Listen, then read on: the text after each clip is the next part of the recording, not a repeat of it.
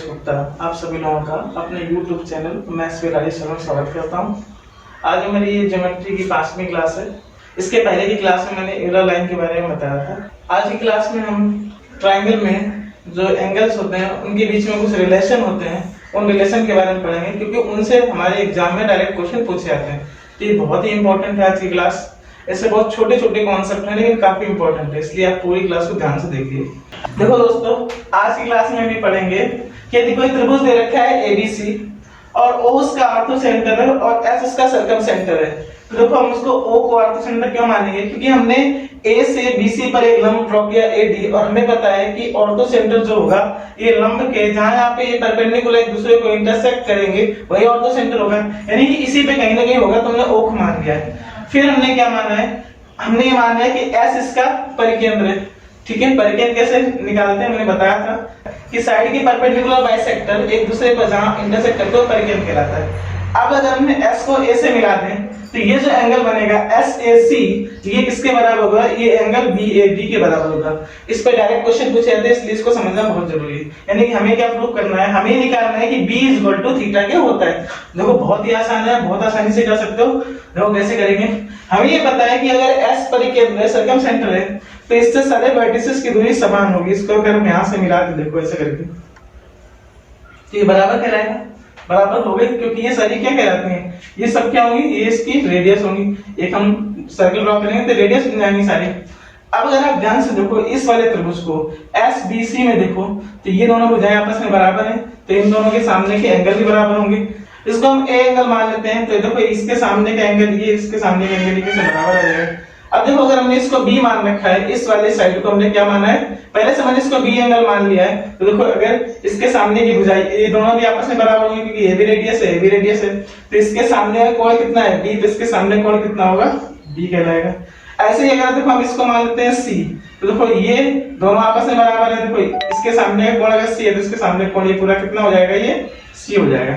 अब अगर आप ध्यान से देखो, क्या देखो अगर हम ध्यान से देखें तो कितना यहाँ पे देखो A + C, ठीक है, B + C और B + A, यानी कितना हो जाएगा, अगर ध्यान से देखें तो 2A है, ये 2B है और ये 2C है, यानी कि दोनों को जोड़ लें, सभी को जोड़ लें तो 2A + 2B + 2C = कितना 180 डिग्री के बराबर हो जाएगा। यहाँ से अगर आप देखोगे तो A + B + C ये किसके बराबर हो जाएगा, ये 90 डिग्री के बराबर हो जाएगा। ट्रायंगल ABD में देखते हैं, अगर आप त्रिभुज ABD में देखोगे, ABD त्रिभुज में देखो तो देखो क्या दिखता है हमें, ये समकोण त्रिभुज है, क्योंकि D पर 90 डिग्री कोण बना रहा है, तो इन सबका सम कितना होगा भाई, एक एंगल अगर 90 है तो बाकी जो दो एंगल बचे हुए हैं उन दोनों का सम भी 90 के बराबर होगा। तो यहाँ पे हम देखते हैं, यहाँ थीटा + A + C ये किसके बराबर हो जाएगा, 90 के बराबर हो जाएगा। और हमें पता है कि 90 किसके बराबर है, यहाँ पे देखो ध्यान से A + B + C के बराबर है। तो यहाँ से अगर हम देखें तो देखो A और C आपस में कट जाएगा, तो यहाँ से हमारा क्या आ गया, थीटा = B। तो इतनी बात हमें समझ में आ गई कि ये वाला जो कोण होगा थीटा ये किसके बराबर होगा, B के बराबर होगा। कैसे होगा ये मैंने समझा दिया है, आगे क्वेश्चन आएंगे तो मैं बताऊंगा इसको कैसे यूज करना है। देखो दोस्तों, दूसरे नंबर पॉइंट में क्या हमें देखना है कि अगर कोई ABC ट्रायंगल दे रखा हो और कोण B का इंटरनल एंगल बाइसेक्टर और कोण C का अगर एक्सटर्नल एंगल बाइसेक्टर ड्रॉ किए जाएं, तो जहां पर वो मिलेंगे, अगर यहाँ पे मान के चलते हैं कि P पॉइंट पे मिलते हैं, तो P पॉइंट पे जो एंगल बनेगा थीटा वो किसके बराबर होगा, इस पे सीधे क्वेश्चन पूछा आता है।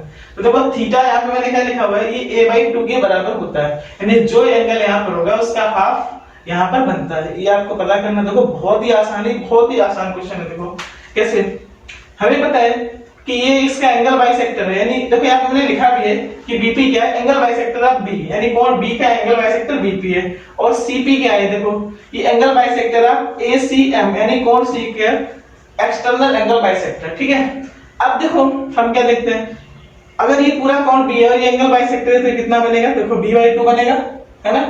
और यहाँ पे देखो ये पूरा कोण कितना बनेगा, ये वाला कोण, क्योंकि ये बहिष्कोण है, एक्सटर्नल एंगल है, तो A + B बनेगा, ये पूरा कितना आएगा, अंतःकोणों के योग के बराबर होता है। और ये जो है अगर ये बहिष्कोण पूरा A + B है तो ये वाला एंगल जो बनेगा ये कितना बनेगा, A + B/2 बनेगा। क्यों बनेगा, क्योंकि ये इसका एंगल बाइसेक्टर है, ये पूरा कोण जितना होगा उसका आधा ये वाला कोण इधर वाला भी होगा, आधा इधर वाला भी होगा। अब अगर आप ध्यान से देखोगे तो एंगल जो PCM है ये बहिष्कोण है किस त्रिभुज का, PBC का, यानी इस वाले त्रिभुज का ये बहिष्कोण है। तो ये देखो a plus B by two किसके बराबर होगा, इन दोनों कोणों के योग के बराबर होगा। यानी कि देखो ध्यान से b by two plus theta is equal to कितना हो जाएगा, a plus B upon two, यानी a बाई टू और b बाई टू, इसको हम काट देंगे तो थीटा इज इक्वल टू कितना आ जाएगा, a अपॉन टू। इसको हम सीधे देखो समझ सकते थे, हमें ये पता है कि a plus B by two है और इन दोनों के योग के बराबर होना चाहिए। तो यहाँ पे b बाई टू तो ये है, तो बचा हुआ ये कौन सा होगा, ये a बाई टू ही तो होगा। तो इसका मतलब ये थीटा किसके बराबर हो जाएगा, a बाई टू के बराबर हो जाएगा। देखो आज का तीसरा पॉइंट ये है कि अगर AD एल्टीट्यूड है, एक ट्रायंगल है ABC, उसमें AD जो है वो एल्टीट्यूड है, यानी कि लंब है, A से हमने BC पर लंब ड्रॉ किया AB, और AM जो है वो एंगल बाइसेक्टर है। तो देखो मैंने यहाँ पे लिखा हुआ है, अगर AM एंगल बाइसेक्टर होगा तो ये वाला एंगल एक आधा हो जाएगा a बाई टू, और ये पूरा कितना बनेगा, a बाई टू। हमें ये निकालना है कि इस लंब और इस एंगल बाइसेक्टर के बीच जो ये कोण थीटा है वो किसके बराबर है। तो रिलेशन तो ये आता है theta is equal to b minus c by two, यानी इसको आपको याद भी रखना है और समझना भी है कि कैसे आता है। देखो बहुत आसान है, ये कैसे निकाल सकते हैं। अगर आप ध्यान से देखो ये वाला कोण कितना होगा, इस वाले त्रिभुज का ACM का ये वाला कोण बहिष कोण होगा, और ये अंतः कोणों के योग के बराबर होता है। यानी कि अगर हम इसको देखें तो किसके बराबर होगा, ये a by two plus c के बराबर होगा। और अगर हम इस त्रिभुज को देखें, कौन सा त्रिभुज, अगर आप देखो त्रिभुज ADM, यानी ट्रायंगल ADM में अगर आप देखोगे तो इन तीनों का योग कितना आना चाहिए, 90 के बराबर, 180 के बराबर आना चाहिए। इन तीनों का योग 180 के बराबर आना चाहिए, यानी कितना आना चाहिए, देखो यहाँ पे इधर लिख लेते हैं, theta plus 90 plus a by two plus c किसके बराबर आना चाहिए, 180 के बराबर आना चाहिए। ठीक है, अब देखो यहाँ से हम देख लेते हैं क्या थीटा बराबर कितना आ जाएगा। इसको जब ट्रांसफर करेंगे तो 90 माइनस a अपॉन टू और माइनस c आ जाएगा। और एक चीज हमें पहले से पता है कि त्रिभुज के तीनों कोणों का योग हमेशा 180 के बराबर होता है। अगर हम 2 से डिवाइड कर देंगे तो a plus b plus c upon two कर देंगे तो किसके बराबर आ जाएगा, 90 के बराबर आ जाएगा। तो ठीक है, हम यहाँ पे 90 के बराबर देते हैं तो कितना आएगा, देखो a by two plus b by two plus c by to minus a by two और माइनस c। देखो इससे ही कट जाएगा, ठीक है, और b बाई टू तो लिखा हुआ है और c बाई टू से c कटेगा तो माइनस का c बाई टू आ जाएगा, यानी कितना आ जाएगा यहाँ पे देखो ध्यान से, b minus c upon two. तो यहाँ पे समझ में आ गया कि जो थीटा आएगा इन दोनों के बीच का जो एंगल आएगा वो b minus c upon two के बराबर आ जाएगा। अब देखो हमें क्या सीखना है, 4 नंबर पॉइंट में ABC त्रिभुज दे रखा है और हमने DE एक समांतर रेखा खींची BC पे, ठीक है। तो हमें क्या पता चलेगा, देखो इसमें क्या रिलेशन होता है ये आपको याद रखना है। ये हमेशा आता है AD अपॉन AB बराबर कितना होता है, AE अपॉन AC और बराबर होता है DE अपॉन BC, ठीक है। ये मैंने बताया कि था कि कैसे आता है। देखो ये दोनों समरूप त्रिभुज होंगे, कैसे, ये वाला एंगल अगर हम मान लेते हैं थीटा, ठीक है, तो देखो ये दोनों समांतर लाइन है, अगर ये एंगल अल्फा होगा तो ये भी अल्फा होगा, अगर ये वाला बीटा है तो ये भी बीटा होगा। अब देखो ये त्रिभुज कैसे हो गए, त्रिभुज ADE, यहाँ पे देखो अगर ध्यान से, त्रिभुज ADE ये सिमिलर हो जाएंगे किसके, त्रिभुज ABC के, ठीक है। अब इसमें आप आसानी से निकाल सकते हो। देखो कैसे, अगर दोनों त्रिभुज सिमिलर होंगे, देखो यहाँ पे बीटा के सामने कितना है, देखो बीटा के सामने AD है और यहाँ पे बीटा के सामने कितना है, AB। सिमिलरिटी में ये होता है कि जिस कोण के सामने की भुजा पहले त्रिभुज लेते हैं, दूसरे त्रिभुज में भी उसी कोण के सामने की भुजा लेते हैं। तो बीटा के सामने AD है और इधर बीटा के सामने कितना है, AB। दोनों का रेशियो किसके बराबर होगा, इधर देखो अल्फा के सामने कितना है, AE है, इधर अल्फा के सामने कितना है, AC है, इधर थीटा के सामने कितना है, DE है, उधर थीटा के सामने कितना है, BC बराबर होगा। और इसमें एक रिलेशन और होता है, और क्या होता है, देखो एक ही होता है कि AD अपॉन DB ये किसके बराबर होता है, AE अपॉन EC के। तो ये तो मुझे समझ में आ गया कि ये वाला कैसे आया हुआ, ये वाला सिमिलरिटी से आ गया। ये भी देखो बहुत आसानी से निकल जाएगा। इसको हम क्या करते हैं, इस वाले रिलेशन को एक बार फिर से लिखते हैं, बट इस बार हम क्या करेंगे, इसको थोड़ा रिवर्स करके लिख लेंगे। देखो कैसे, AB अपॉन AD बराबर हम लिख लेते हैं, इसको हम थोड़ा इसको लिख लेते हैं, कितना आएगा, AC अपॉन AE। ये मैं आपको समझाने के लिए बता रहा हूँ, वरना ये आपको याद रखना बहुत सिंपल सा है, ठीक है। अगर दोनों तरफ एक एक माइनस कर दो, देखो कितना आएगा, AB अपॉन AD माइनस 1 बराबर कितना आ जाएगा, AC अपॉन AE और माइनस 1। इसको हम और सॉल्व करेंगे तो कितना आएगा, देखो AB minus AD upon AD आ जाएगा, और इधर कितना आ जाएगा, इधर आ जाएगा AC माइनस AE अपॉन कितना आ जाएगा, AE आ जाएगा। अब देखो AB माइनस AD है कितना, ए बी और माइनस ए डी किसके बराबर है? ये बी डी के बराबर है। और ये किसके आ जाएगा? ये ए डी के बराबर है। और ए सी माइनस ए ई कितना है? ये सी ई के बराबर है। और ये किसके बराबर है? ए ई के बराबर है। ठीक है, अगर हम इसको पलट के लिख देंगे तो कितना आ जाएगा? देखो ध्यान से, A D upon B D बराबर कितना आ जाएगा? ए ई अपॉन सी ई, जो कि मैंने बताया हुआ है यहाँ पे। देखो 5 नंबर देखते हैं। देखो अगर इस टाइप के त्रिभुज दे रखे हैं, देखो ए बी जो समांतर है किसके? सी डी के। इसमें लिखा हुआ है, आपको सामने दिख हुआ है, A B is parallel to C D. A B C D के समांतर है, तो इस त्रिभुज में क्या रिलेशन होंगे? अगर ये सिमिलर ट्रायंगल होंगे, देखो कैसे सिमिलर कैसे होंगे पहले तो देखते हैं। ये एंगल इसके एंगल के बराबर होगा, ये आपको सबको पता है। ठीक है, सम्मुख कोण है। और देखो अगर ये समांतर रेखा है, त्रिज्या रेखा कट कर रही है, तो अगर ये इसको मान लो बीटा मानते हैं, तो ये कितना आ जाएगा? बीटा। इसको अगर हम थीटा मानेंगे तो ये कितना हो जाएगा?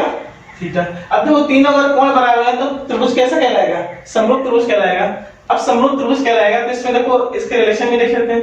बहुत ही आसान है, बस समरूपता की प्रमेय कैसे लगानी है आपको पता होना चाहिए कि जिस एंगल के सामने हम इस वाले त्रिभुज में भुजा लेंगे, उसी एंगल के सामने हम इस वाले त्रिभुज में भुजा लेंगे। ये हमेशा आपको याद रखना है। अब देखो इसमें अल्फा के सामने कौन सी भुजा है? अल्फा के सामने ए बी। तो बहुत आसान है।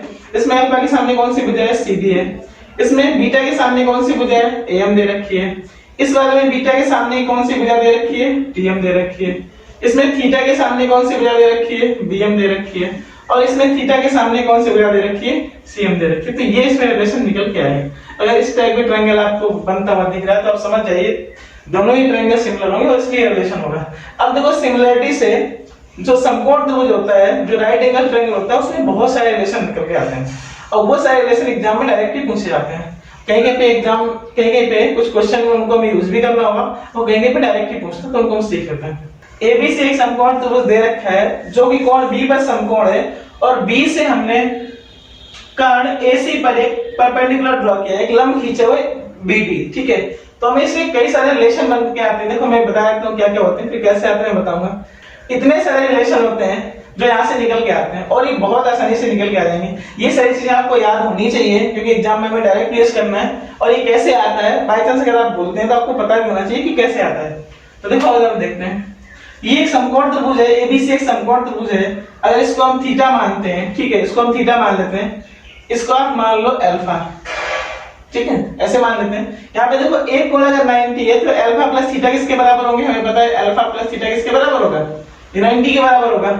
यहाँ पर अगर आप देखोगे तो ये भी 90 है। अगर ये 90 है, ये थीटा है, हमें पता है कि ये जो बचेगा ये कितना बचेगा? अल्फा बचेगा, क्योंकि ये 90 है, इन दोनों का योग 90 के बराबर होना चाहिए।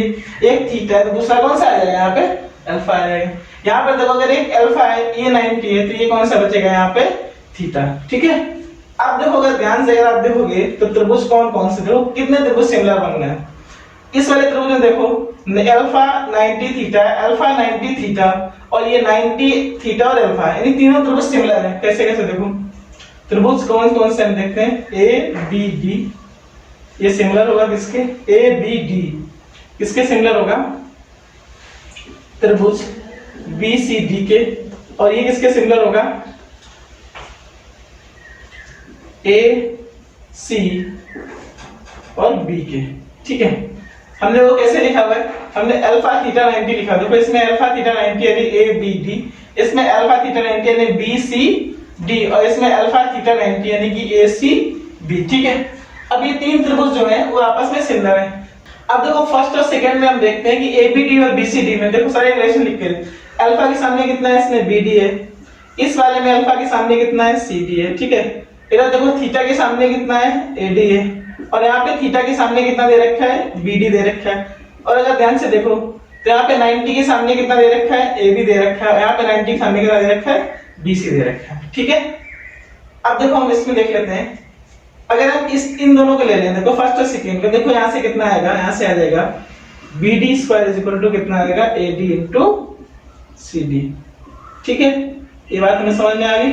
BD स्क्वायर बराबर कितना आ जाएगा? AD into CD। देखो पहले वाला रिलेशन, ये दूसरा रिलेशन क्या है? BD स्क्वायर बराबर कितना है? AD into CD। ठीक है, अब हमें क्या निकालना है? और हमें ये बाकी तीनों रिलेशन निकालने हैं। तो इन तीनों रिलेशन में कैसे आएगा? क्योंकि इन तीनों रिलेशन में देखो जो AB, BC और AC भुजाएं वो बड़े वाले त्रिभुज की भुजाएं हैं, तो हमें बड़े वाले त्रिभुज को यूज करना पड़ेगा, यानी ABC को यूज करना पड़ेगा।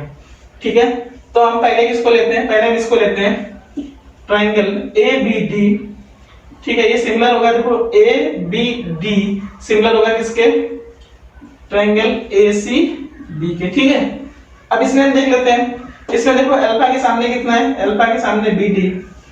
ठीक है, अब बड़े वाले में अल्फा के सामने कितना है, बी सी दे रखा है। इसमें देखो थीटा के सामने कितना है, ए बी, और सबसे बड़े वाले में थीटा के सामने कितना दे रखा है, ए बी दे रखा है। और देखो इसमें 90 के सामने कितना है, 90 के सामने ए बी दे रखा है। ठीक है, और इसमें 90 के सामने कितना दे रखा है, ए सी दे रखा है। ठीक, और हमें क्या निकालना है, हमें बीटी की लंबाई चाहिए। तो देखो इसमें फर्स्ट और लास्ट को हम ले सकते हैं। तो देखो यहाँ से बीडी इक्वल टू कितना आ जाएगा, इसको क्रॉस कर दो, इसको नहीं हमें जरूरत है। तो बीडी इक्वल टू कितना आ जाएगा A B into B C अपन ए सी। इसको हम आसानी से निकाल सकते हैं। ठीक है, अब देखो ये वाला रिलेशन ही बहुत आसानी से निकल आएगा। अगर आप इन दोनों के ले लो, फर्स्ट और सेकंड को ले लो, तो देखो यहाँ से कितना बनेगा, फर्स्ट और सेकंड से, फर्स्ट एंड सेकंड से हमें क्या चाहिए, हमें एडी चाहिए। तो देखो एडी इक्वल टू कितना आएगा, ए बी स्क्वायर अपन कितना आ जाएगा, ए सी आ जाएगा। इसी तरीके से आप इस वाले त्रिभुज को बीडीसी को सिमिलर करोगे एबीसी से, तो उस तरीके, तो उसमें क्या निकल गया, यहाँ पे एडी की लंबाई निकली। अब देखो याद करने का तरीका बहुत आसान है। अगर हमें एडी चाहिए तो देखो हम ए से डी पर जा रहे हैं, तो देखो यहाँ पे हमें क्या करना है, तो हमें A B square upon A सी करना पड़ेगा। इसी तरीके जब सी डी चाहिए होगा, तो सी से डी पे जा रहे हैं, तो हमें क्या करना पड़ेगा, C B square upon A सी करना पड़ेगा। इसलिए जैसे हम सी डी करेंगे, तो सी डी हम क्या करेंगे, तो सी डी निकल के आएगा C B square upon A सी। ये सारे रिलेशन आपको याद होने चाहिए। कैसे याद करना होता है, तो याद करना बहुत आसान है। जैसे अगर आपको ये बीडी निकालनी है, तो मुझे पता है 2-3 बार प्रैक्टिस करोगे तो आ जाएगा। बीडी कैसे आएगा, बीडी इन दोनों का गुणा और बटे ये, यानी कि जो लंबवत जो रेखाएं एक दूसरे से 90 डिग्री कोण बना रही हैं, उन दोनों का गुणा और सामने वाली भुजा से भाग करना है, यानी कि AB * BC बटे AC करना है। अब सबसे थोड़ा सा मुश्किल उसको याद करने होती है, लेकिन ये भी बहुत आसान है अगर आप लॉजिकली समझोगे। देखो हमें क्या निकालना है, अच्छा हमें BD निकालना है। देखो BD स्क्वायर यानी इस भुजा का स्क्वायर AD और CD के गुणनफल के बराबर होता है। या फिर ऐसे कह सकते हो, एक तरीके से अगर हम मान लें कि दोनों बराबर हैं, ऐसे याद करने के लिए तो हमें पता है कि जब हम इसका स्क्वायर करेंगे तो इन दोनों को मल्टीप्लाई करना पड़ेगा। तो ऐसे याद कर सकते हैं BD स्क्वायर = AD * CD। अब हमें AD निकालना है। AD हम कैसे निकालेंगे, ये भी देखो, ये तो बहुत आसान है याद करना। ये हम A से D पर जा रहे हैं, ये वाली भुजा चाहिए, तो देखो इसको A को पकड़ के रखो, यहाँ पे नीचे आओ, तो कितना आएगा AB स्क्वायर, और डिवाइड हमेशा किससे होगा, AC से। तो AD = कितना होगा, AB स्क्वायर / AC हो गया। ऐसे ही अगर आपको CD चाहिए, तो इसको नीचे, इसको पकड़ के रखो, इधर आ जाओ, तो कितना आ जाएगा, CB स्क्वायर डिवाइड किससे होगा, AC से। यानी कि सारे रिलेशन आपको बहुत अच्छे से याद होने चाहिए, तभी आप एग्जाम में यूज कर पाओगे। तो दोस्तों ये आज क्लास का 7 नंबर पॉइंट है। इसमें क्या है, ये बहुत ही इंपॉर्टेंट है और बहुत ही आसान है। जैसे इसमें दो ट्रायंगल दे रखे हैं, ABC ट्रायंगल और दूसरा है DEF ट्रायंगल। ठीक है, और हमें ये पता है कि ये दोनों ट्रायंगल कैसे हैं, ये सिमिलर है। हम यहाँ पे लिख देते हैं कि ट्रायंगल ABC ये सिमिलर है किसके, DEF के। ठीक है, अगर ये ट्रायंगल दोनों सिमिलर होंगे, तो देखो AB और DE का रेशियो, यानी इस भुजा और इस भुजा का रेशियो बराबर AC का रेशियो, DF का रेशियो और इसके रेशियो के बराबर आएगा। तो देखो एक चीज आपको हमेशा याद रखनी है, मैं जैसा समझता हूं मैं आपको वैसे बता रहा हूं। जैसे इसमें क्या लिखा हुआ है कि त्रिभुज ABC का परिमाप बटे त्रिभुज DEF का परिमाप में निकालना है कि इन दोनों के परिमाप का रेशियो क्या होगा। तो आपको ये पता होना चाहिए कि परिमाप में हमेशा क्या आती है, परिमाप में हमेशा भुजाएं आती हैं। यानी कि इस त्रिभुज की सारी भुजाओं को हम जोड़ेंगे और इस त्रिभुज की सारी भुजाओं को जोड़ेंगे, उनका जो रेशियो आएगा वो परिमाप के रेशियो के बराबर आएगा। अब देखो इन सारे त्रिभुज की भुजाओं का रेशियो, यानी इन दोनों त्रिभुज की भुजाओं का रेशियो तो हमें पता है, सबका कांस्टेंट है, यानी इसका इसका अनुपात, इसका अनुपात और इसका अनुपात बराबर आएगा। यानी कि जब भी हम सभी को जोड़ेंगे तो अल्टीमेटली जो निकल के आएगा वो क्या आएगा, वो भुजाओं का अनुपात ही निकल के आएगा। देखो कैसे, जैसे हमें इसका परिमाप बटे इसका परिमाप दिखाना है, तो पता है कि इन सबकी भुजाओं का सम बटे इन सबकी भुजाओं का सम, यानी बाकी सारी चीजें जोड़ेंगे तो कांस्टेंट आएगा, लास्ट में क्या बचेगा, केवल भुजाओं का रेशियो बचेगा। तो देखो ये किसके बराबर आएगा, ये AB बटे DE के बराबर आएगा। ऐसे AC बटे DF के बराबर, यानी किन्हीं दो भुजाओं का अगर हम रेशियो लेंगे तो सारे बराबर ही होंगे। तो हम किसी को भी लिख सकते हैं, AB बटे DE लिख सकते हैं, AC बटे DF लिख सकते हैं और BC बटे EF लिख सकते हैं। अब देखो इसमें क्या, ये एल्टीट्यूड है। अगर मान लो यहाँ से हम लंब ड्रॉ करते हैं, यहाँ से अगर हम परपेंडिकुलर ड्रॉ करें, तो देखो इन दोनों का भी रेशियो भुजाओं के बराबर आएगा। ये आपको समझना पड़ेगा कि एल्टीट्यूड भी बेसिकली त्रिभुज की एक भुजा की तरह से ही है, इसमें केवल भुजा एक बार ही आनी है। तो कुछ भी अगर आप लिखोगे, अगर सिमिलर ट्रायंगल है उसमें आप कुछ भी लिखोगे, चाहे आप एल्टीट्यूड लिखो, चाहे मीडियन की मीडियन भी ऐसी बनेगी, वो भी एक साइड के बराबर है, चाहे आप एंगल बाइसेक्टर लिखो तो एंगल बाइसेक्टर भी एक साइड की तरह है, और चाहे आप इन रेडियस लिखो, चाहे आप सर्कम रेडियस लिखो, इन सभी का रेशियो त्रिभुज की भुजाओं के रेशियो के बराबर ही आता है, क्योंकि इन सभी में भुजाएं केवल एक ही बार आएंगी, एक बार आएंगी तो हम सीधे भुजाओं के रेशियो के बराबर कर देंगे। अगर हमसे ये पूछा जाता कि इस त्रिभुज का एरिया, इस त्रिभुज के एरिया का रेशियो बताओ, तो आप खुद थोड़ा सा दिमाग लगाओ कि एरिया में हमेशा क्या आता है, भुजा दो बार आती है। अगर हम त्रिभुज का एरिया निकालते हैं तो बेस इंटू हाइट करते हैं, तो बेस भी एक भुजा और हाइट भी एक भुजा की तरह है ना, या फिर AB sin थीटा करते हैं, दो भुजाएं पता होती हैं, उनके बीच का कोण पता होता है, तो हम कैसे एरिया लिखते हैं, 1/2 AB sin थीटा, यानी कि जहां पर भी एरिया आ रहा है वहां पे साइड दो बार आ रही है, ठीक है। तो अगर साइड दो बार आ रही है तो देखो क्या आ जाएगा, साइड दो बार आएगी तो हमें पता है कि इन दोनों का रेशियो दो बार आएगा, और दो बार आएगा तो क्या बन जाएगा, स्क्वायर बन जाएगा। अगर हमें इनके एरिया का रेशियो निकालना है तो हमें साइड के रेशियो का स्क्वायर करना पड़ेगा, तो हमें साइड का रेशियो पता है तो बहुत अच्छी बात है। अगर एल्टीट्यूड का रेशियो पता है या एंगल बाइसेक्टर का रेशियो पता है, इनमें से किसी का भी रेशियो पता है, सभी का रेशियो साइड के रेशियो के बराबर होता है, तो इसका जब हम स्क्वायर करेंगे, इनमें से किसी का भी स्क्वायर करेंगे तो वो हमेशा भुजा के रेशियो के बराबर ही आएगा। तो हमें बहुत अच्छे से पता चल गया है कि अगर हमें एरिया निकालना है तो साइड के रेशियो का स्क्वायर कर देंगे, और इसके अलावा अगर हमें कोई भी चीज निकालनी है जहां पे साइड सिर्फ एक बार आती है तो हमें सिर्फ भुजाओं का रेशियो ही लिखना है। हम पढ़ते हैं सीक्वेंस के बारे में। तो सबसे पहले आपको पता होना चाहिए कि सीक्वेंस होती क्या है। किसी भी त्रिभुज के शीर्ष से सामने वाली भुजा पर खींची गई रेखा सीक्वेंस कहलाती है। जैसे देखो, इसे मान लो ये ABC त्रिभुज दे रखा है, ठीक है, इससे हम कोई भी लाइन ड्रॉ कर सकते हैं। अगर आप ऐसे ड्रॉ करते हो, देखो ये सारी लाइन क्या कहलाएंगे, सीक्वेंस कहलाएंगे।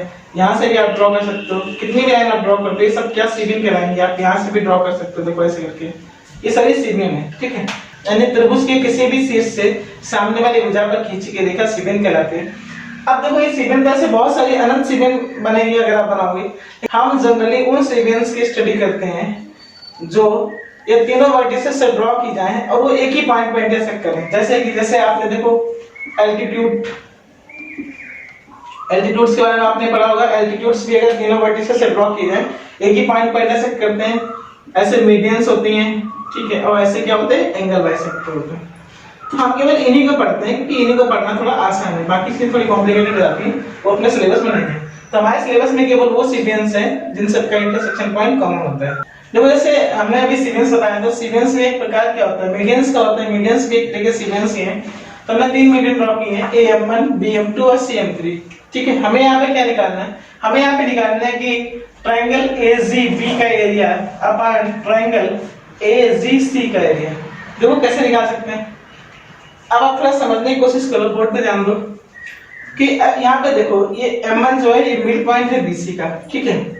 तो हमें पता है कि इसका जो भी एरिया होगा ये कैसा हाफ हाफ हो जाएगा, यानी जितना इसका होगा इतना इसका होगा। क्यों होगा, क्योंकि हमें देखो यहाँ पे देखो कि चाहे आप ट्रायंगल कौन सा लो, AM1C लो, और चाहे आप ट्रायंगल AM1B लो, दोनों का हाइट तो सेम ही होगी और बेस बराबर होंगे। और ट्रायंगल का एरिया होता है कितना है, हाफ बेस इनटू हाइट। अगर हाइट दोनों की सेम है तो जो बेस का रेशियो आएगा वही एरिया का रेशियो आएगा। और चूंकि M1 जो है वो BC का मिड पॉइंट है, यानी कि ये लेंथ और ये लेंथ बराबर होगी। तो यहाँ से हमें पता चल गया कि किसका एरिया डेल्टा कितना AM1B ये बराबर हो गया डेल्टा AM1C के, यानी कि इसका एरिया और इसके एरिया के बराबर हो गया। अब अगर आप ट्रायंगल ये वाला लो, BGC का ट्रायंगल लो, देखो फिर से इसमें वही है कि BGM1 और M1GC दोनों की हाइट सेम होगी। अगर हाइट सेम होगी तो जो इनके बेस का रेशियो होगा वो एरिया का रेशियो हो जाएगा। तो इनका देखो यहाँ पे क्या आएगा, डेल्टा BGM1 बराबर हो जाएगा डेल्टा CGM1 के। अब अगर आप ध्यान से देखो, इस वाले से इसको घटा दो, इस वाले से इस वाले को घटा दो, यानी इस पूरे एरिया से इस एरिया को घटा दो, इस पूरे एरिया से इस एरिया घटा दो, देखो ये बनेगा। अच्छा अगर ये बड़ा वाले का एरिया सेम था, छोटे वाले का भी सेम था, जब घटाएंगे तो जो निकल के आएगा दोनों चीजें सेम निकल के आएंगी।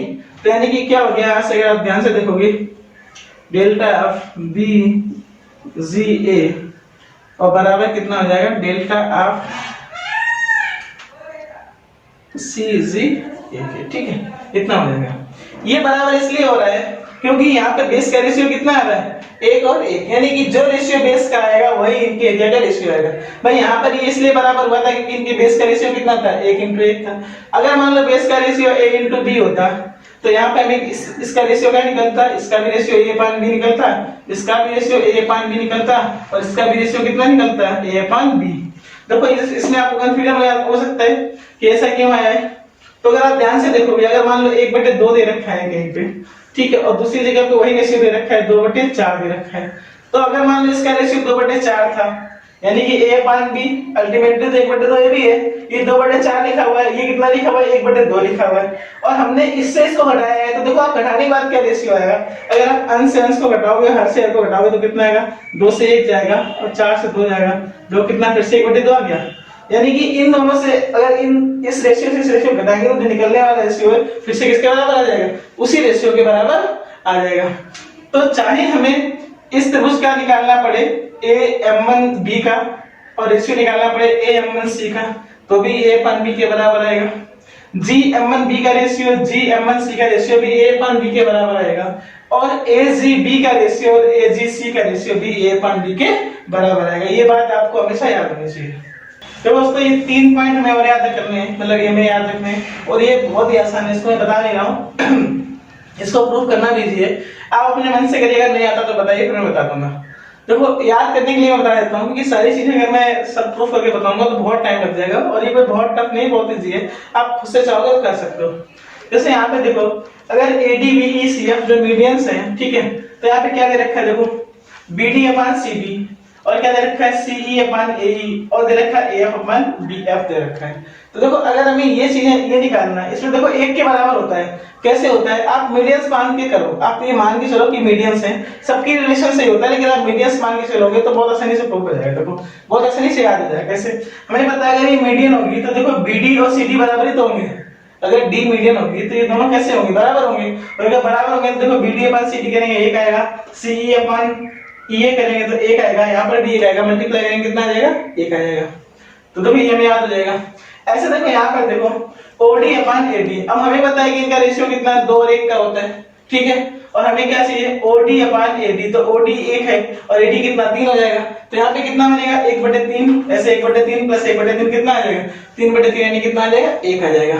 ऐसे आप यहाँ पे देखोगे तो यहाँ पे AO/AD लिखा हुआ है, तो AO 2 होगा और AD किसके 3 के बराबर होगा, तो यहाँ 2/3 प्लस 2/3 प्लस 2/3 6/3 किसके बराबर आ जाएगा, 2 के बराबर आ जाएगा। तो ये सारी चीजें आपको याद रखनी है। तो दोस्तों आज की क्लास में इतना ही रखते हैं। अभी तक हमने काफी चीजें पढ़ ली हैं और अभी काफी चीजें बाकी भी हैं। आप इस बात से बोर मत होइएगा कि थ्योरी बहुत लंबा चल रहा है, अभी खत्म नहीं हो रहा है। अगर आप थ्योरी सही से समझ लेंगे तो आपके क्वेश्चन बहुत आसानी से होने लगेंगे, इसलिए थ्योरी को समझना बहुत ही आवश्यक है, तो इसको आपको समझना ही पड़ेगा। और आप अगर जब भी वीडियो देखते हैं तो आप कोशिश करिए केवल वीडियो को देखिएगा मत, कॉपी और पेन लेके बैठिए, जो भी मैं बताता हूँ उसको आप नोट करते जाइए, क्योंकि यदि आप नोट नहीं करोगे, केवल वीडियो देख लोगे, तो बाद में जैसे जैसे समय आगे बढ़ेगा वो सही चीजें भूल जाओगे, और जब आप याद करने की कोशिश करोगे तो फिर से वीडियो देखोगे, तो अगर फिर से वीडियो देखोगे तो फिर से उतना टाइम जाएगा। इसलिए सबसे अच्छी काम ये है कि जब भी आप कोई वीडियो देखो एजुकेशन वाला, पढ़ाई से संबंधित, तो उसमें जो कुछ भी पढ़ाया था उसको आप नोट करो। जब आपको दोबारा रिवाइज करने की जरूरत पड़े तो आपको वीडियो ना देखना पड़े, आप अपने नोट्स को उठाओ और एक बार उसको रिवाइज कर लो, यानी कि जो आधे घंटे का वीडियो होगा मुश्किल से 5 मिनट में रिवाइज हो जाएगा। तो ऐसे अगर आप पढ़ोगे तो आपको बहुत फायदा होगा। फिर जो मैं चीजें पढ़ाता जा रहा हूँ, आपके पास जो भी बुक हो उसमें से क्वेश्चन आप करना शुरू करो, जो कॉन्सेप्ट मैंने बताए हैं उस पर जो भी बुक हो क्वेश्चन करना शुरू करो। अगर कोई क्वेश्चन फंसता है और आप नहीं लगा पाते हो, आपको क्वेश्चन पूछना है, तो मैं वीडियो के नीचे एक टेलीग्राम चैनल का लिंक दे रखा है मैंने, उस लिंक पे जाकर उस चैनल को ज्वाइन कर लीजिए, उस पे आप अपने क्वेश्चन को पोस्ट करिए और उस क्वेश्चन का सलूशन मैं आपको दूंगा, उसी में आपको सलूशन मिल जाएगा। तो आप क्वेश्चन लगाते रहिए, प्रैक्टिस करते रहिए। यदि आपको मेरी वीडियोस अच्छे लग रहे हो और इससे थोड़ा भी फायदा हो रहा है तो आप प्लीज मेरे चैनल को सब्सक्राइब करिए, वीडियो को लाइक और शेयर कीजिए। आज के लिए इतना ही, धन्यवाद।